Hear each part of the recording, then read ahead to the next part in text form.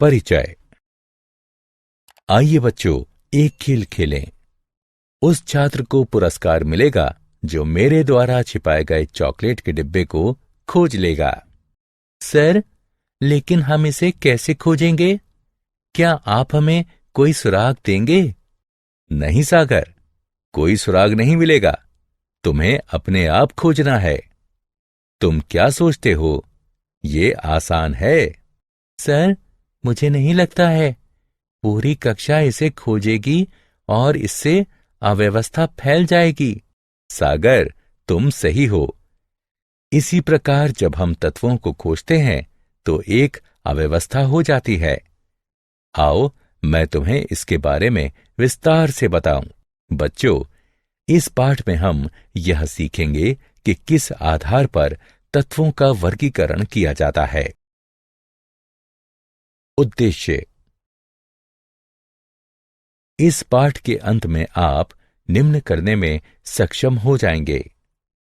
तत्वों के वर्गीकरण के प्रारंभिक प्रयास का वर्णन करना, मेंडेलीव की आवर्त सारणी का वर्णन करना, आधुनिक आवर्त सारणी का वर्णन करना।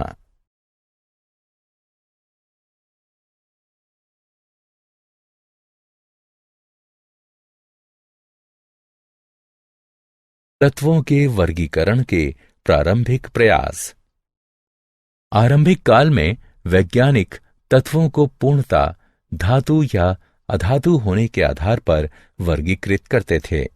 इस वर्गीकरण की अपनी सीमाएं थीं। सभी तत्व केवल दो वर्गों में विभाजित थे। इस कारण धातुओं का समूह बहुत विशाल हो गया। कुछ तत्वों में धातु और अधातु दोनों के गुण थे। उन्हें किसी भी वर्ग में नहीं रखा जा सकता था। इसके कारण तत्वों के वर्गीकरण में किसी प्रतिरूप या नियमितता की पहचान और फिर वर्गीकरण की आवश्यकता बढ़ गई। डायबेराइनर के त्रिक।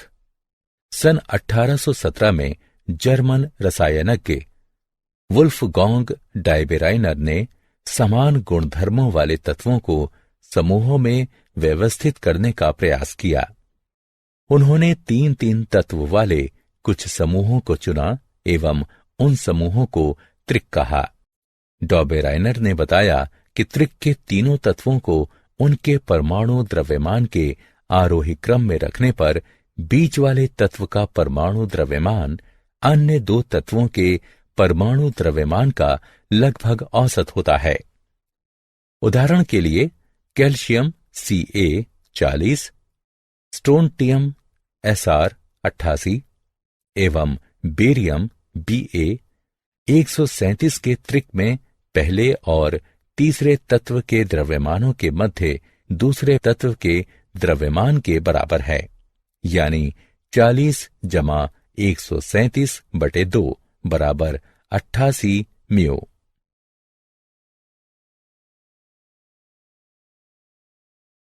क्या आप जानते हैं? जर्मन लेखक गोइथे डायबेराइनर के दोस्त थे। वो डायबेराइनर का व्याख्यान नियमित सुनते थे और उनकी केमिकल एफिनिटीज के सिद्धांत का प्रयोग उन्होंने अपनी 1809 के प्रसिद्ध लघु उपन्यास इलेक्टिव एफिनिटीज में किया था। न्यूलैंड्स का अष्टक सिद्धांत। डायबेराइनर के शोध ने दूसरे वैज्ञानिकों को भी तत्वों के वर्गीकरण के लिए प्रेरित किया। त्रिक ज्यादा उपयोगी नहीं थे क्योंकि वो एक साथ केवल 3 तत्वों को वर्गीकृत करते थे। सन 1866 में अंग्रेज वैज्ञानिक जॉन न्यूलैंड्स ने खोज की कि जब तत्वों को परमाणु द्रव्यमान के आरोही क्रम में व्यवस्थित किया जाता है तो प्रत्येक 8वें तत्व का गुणधर्म पहले तत्व के समान होता है। इसे अष्टक सिद्धांत कहा गया। इससे केवल कैल्शियम तक के तत्वों को इस क्रम में व्यवस्थित किया जा सकता था, यद्यपि उस समय तक 60 से ज्यादा तत्व ज्ञात थे।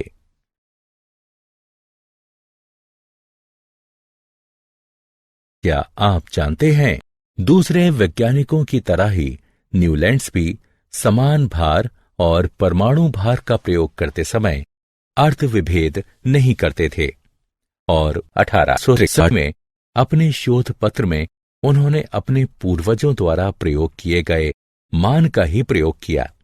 इस पद को अब सापेक्षिक परमाणु द्रव्यमान कहते हैं।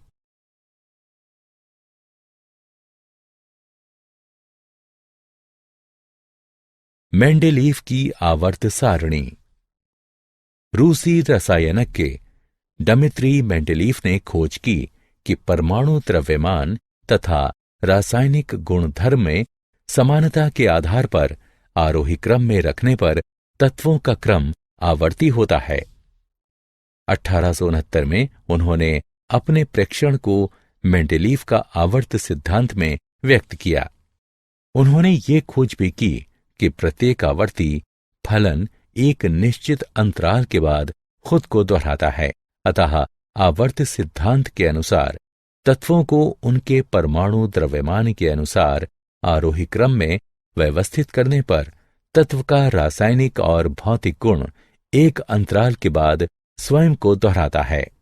आवर्त सिद्धांत के आधार पर तत्वों की व्यवस्थित सारणी को आवर्त सारणी कहते हैं। मेंडेलीव ने सभी तत्वों को उनके द्रव्यमान के आधार पर आरोही क्रम में एक क्षैतिज पंक्ति में व्यवस्थित कर दिया, जब तक कि उन्हें ऐसा तत्व नहीं मिल गया जिसका गुणधर्म पहले तत्व जैसा था। उन्होंने इस तत्व को पहले तत्व के नीचे लिखा और इस तरह तत्वों की दूसरी पंक्ति प्रारंभ की।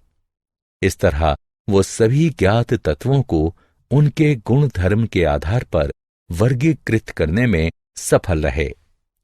परिणामतः वे पहली आवर्त सारणी बनाने में सफल रहे।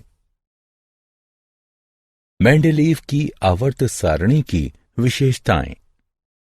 मेंडेलीव की आवर्त सारणी की निम्नलिखित विशेषताएं हैं। आवर्त सारणी में व्यक्त क्षैतिज पंक्तियों को आवर्त कहते हैं। आवर्त सारणी में 1 से लेकर 7 तक कुल 7 आवर्त थे। किसी आवर्त विशेष के तत्व के गुण बाएं से दाएं ओर एक नियमित प्रकार प्रदर्शित करते थे। ऊर्ध्व स्तंभों को समूह कहते हैं। इन समूहों की संख्या 9 है और ये 1 से 8 तक तथा 0 के रूप में अंकित हैं। समूह 1 से 7 तक पुनः 2 उपसमूहों ए और बी में विभाजित है। समूह 0 और 8 का कोई उपसमूह नहीं होता है। किसी समूह विशेष के सभी तत्वों का रासायनिक गुणधर्म समान होता है। वे अपनी भौतिक गुणधर्म और रासायनिक अभिक्रियाओं में एक खास प्रकार प्रदर्शित करते हैं।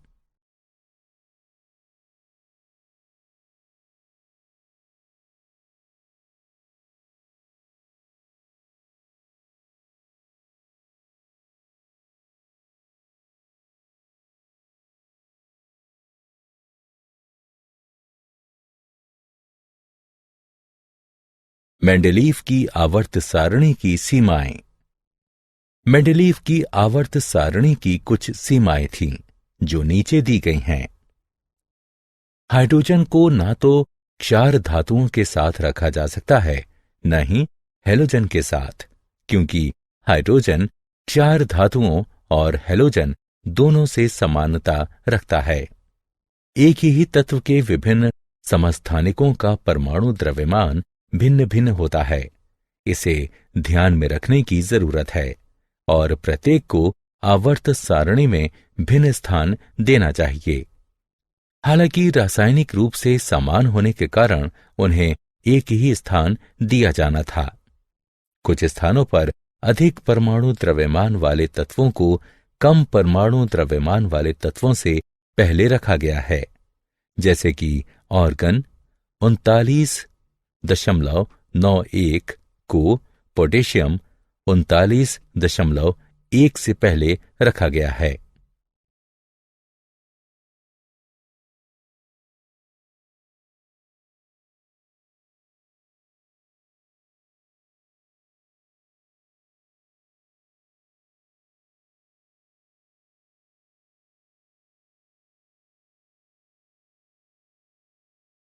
क्या आप जानते हैं, मेंडलीफ ने पेट्रोलियम के मूल स्रोत का अध्ययन किया और इस निष्कर्ष पर पहुंचा कि हाइड्रोकार्बन अबायोजेनिक हैं और धरती के बहुत भीतर से आते हैं।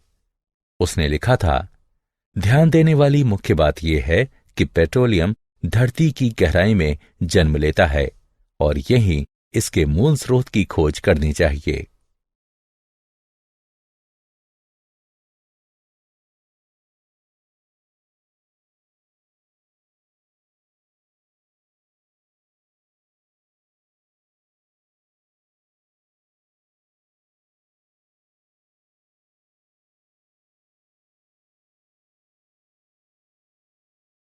आधुनिक आवर्त सारणी।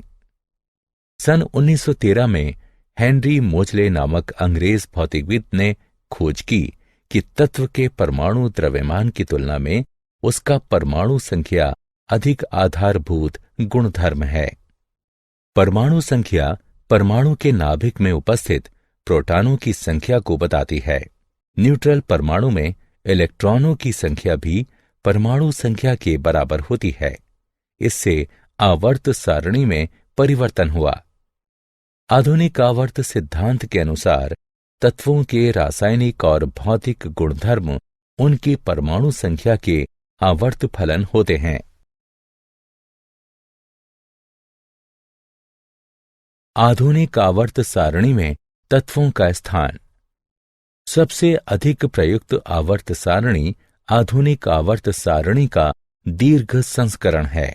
आइए आवर्त सारणी की कुछ विशेषताओं को देखें। समूह। आवर्त सारणी में 18 स्तंभ हैं। इन स्तंभों को समूह कहते हैं।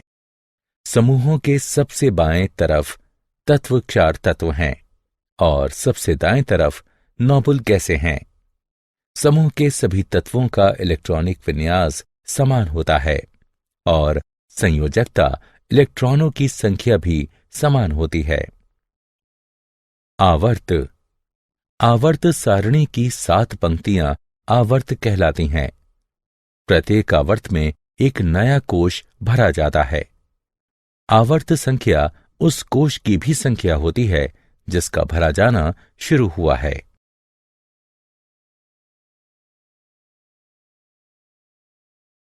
आधुनिक आवर्त सारणी की प्रवृत्तियां। संयोजकता। किसी भी तत्व की संयोजकता उसके परमाणु के सबसे बाहरी कोश में उपस्थित संयोजकता इलेक्ट्रॉनों की संख्या से निर्धारित होती है। एक आवर्त में संयोजकता इलेक्ट्रॉनों की संख्या बढ़ती है। परमाणु साइज, घनत्व, गलनांक और क्वथनांक जैसे भौतिक गुण परमाणु साइज पर निर्भर होते हैं। परमाणु साइज की सही माप करना बहुत कठिन होता है। हालांकि परमाणु त्रिज्या परमाणु साइज को मापने में सहायता करती है।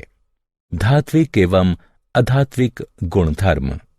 धातुओं का गुणधर्म विद्युत धनात्मकता है, यानी इनमें इलेक्ट्रॉन को त्यागने, धात्विक द्युति, मृदुता, आघात वर्धनीयता और विद्युत चालकत्व का गुणधर्म होता है।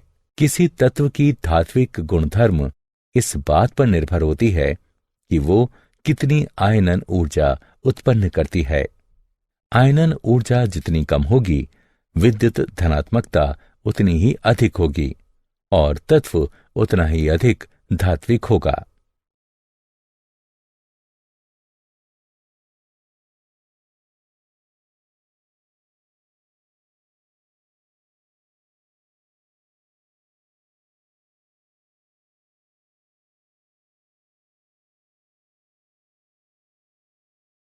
सारांश। आइए हमने जो कुछ सीखा है उसे संक्षेप में दोहराएं। वैज्ञानिक तत्वों को धातु एवं अधातु के आधार पर वर्गीकृत करते थे। डॉबेराइनर ने समान गुणधर्म वाले तत्वों की पहचान की और उन्हें त्रिक नामक समूह में वर्गीकृत किया। न्यूलैंड्स ने तत्वों को बढ़ते परमाणु द्रव्यमान के क्रम में वर्गीकृत किया। इसे अष्टक का सिद्धांत कहते हैं। मेंडलीफ ने आवर्त सारणी का निर्माण किया और तत्वों को उनके परमाणु द्रव्यमान के आधार पर व्यवस्थित किया। मोजले ने आधुनिक आवर्त सारणी का निर्माण किया, जिसमें तत्वों का वर्गीकरण उनके परमाणु संख्या के आधार पर किया गया था।